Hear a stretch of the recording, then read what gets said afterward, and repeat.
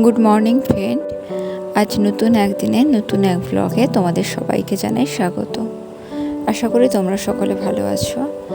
আজ আমাদের বাড়িতে আবারও মনসা পুজো হচ্ছে, কারণ আজকের দিনটা হলো দশহরা। আর গ্রামের দিকে এই দশহরার দিনে মনসা পুজোটা প্রত্যেক বাড়িতেই হয়ে থাকে। তবে আমার বাপের বাড়িতে অবশ্য এটা হতো না, আমার শ্বশুর বাড়িতে হয়। বাড়িতে কোনো রিচুয়াল হলে আমার খুব ভালোই লাগে, কারণ এখানে বেশ আনন্দ করা যায় সবাই মিলে। আজকে আমার ননদ পুজো করছে, দুষ্টু তার দাদুর কাছে দাঁড়িয়ে আদর খাচ্ছে। আজ আর ব্লগ করার টাইম পাইনি, একদম বিকেলে এসেছি। বিকেলবেলা দুষ্টুকে নিয়ে একটু বাইরের দিকে বেরিয়েছি। আজকে বাড়িতে কেউ নেই, তাই আমি আর দুষ্টু দুজনেই বাইরের দিকে বসেছি। দুষ্টু এখানে আসার পর থেকে বাদাম ছাড়া তারও কিছু দেখতেই পায় না, সারাক্ষণ বাদাম হাতে নিয়ে খেলেই যাচ্ছে। দুষ্টুর শরীরটা আজ একটু ভালো, তাই দুষ্টু একটু খেলাধুলো করছে।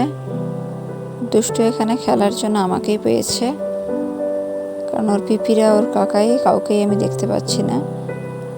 সবাই বাড়িতে ছিল, সম্ভবত ওরা বাদাম আনতে মাঠের দিকে গেছে। আকাশে মেঘ করেছে, আর তাই সবাই তাড়াহুড়ো করে বাদাম বাড়িতে নিয়ে আসতে চাইছে, নাহলে সমস্ত বাদাম নষ্ট হয়ে যাবে। আর আজকে দশহরা, যেহেতু সবাই মানে যে দশহরার দিনে বৃষ্টিটা হবে, এটা স্বাভাবিক। বৃষ্টি না হওয়াটা খুব খারাপ। দুষ্টু হঠাৎ করে দাঁড়াতে দাঁড়াতে পড়ে যায়, আমি ধরে নিয়েছি। তারপর দুষ্টু এটা নিয়ে কাজ করতে শুরু করে। এটার ওজন দুষ্টুর থেকে অনেক গুণ ভারী, দুষ্টুর তোলার মতো ক্ষমতা নেই। এটা পুরোটাই কাঠের।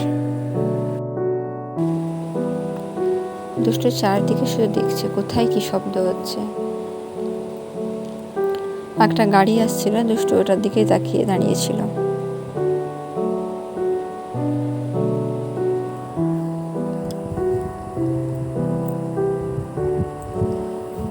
দুষ্টুকে একটু আদর করে দিলাম।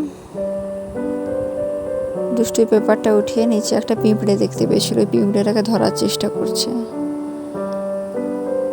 কাল রাতে দুষ্টু একটা পিঁপড়েকে মুখের ভেতরে নিয়ে নিয়েছে। দুষ্টুকে যে কামড়ে দেয় না, এটাই অনেক।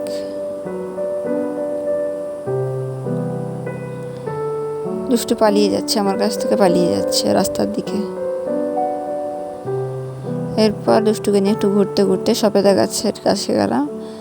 এটা কাকুদের বাড়ির সবেদা গাছ, অনেক সবেদা হয়েছে, কিন্তু কোনোটাই খাওয়ার মতো এতটাও বড় হয়নি, সব ছোট ছোট সবেদা। দুষ্টু একটা ফুল নিয়েছে হাতে। এরপর বাড়ির সামনে বাদামগুলো গোছাচ্ছিল আমার শাশুড়ি মা, আর দুষ্টু হেল্প করতে গেছে। হেল্প তো না, যদি বাদামগুলো ভর্তি করা হচ্ছে, ওগুলো দুষ্টু ঢেলে ফেলছে। এরপর রাতের দিক করে আমি জামা কাপড় গোছাতে শুরু করে দিই, কারণ এখানে আজকেই লাস্ট দিন। এরপর আমি এখান থেকে চলে যাব বাপের বাড়ি।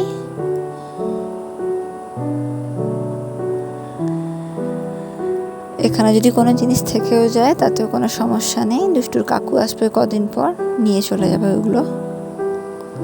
আমি বাপের বাড়ি থেকে সোজা কলকাতা চলে যাব, আর এখানে আসা হবে না। আজকের ব্লগটা এটুকুই, টাটা।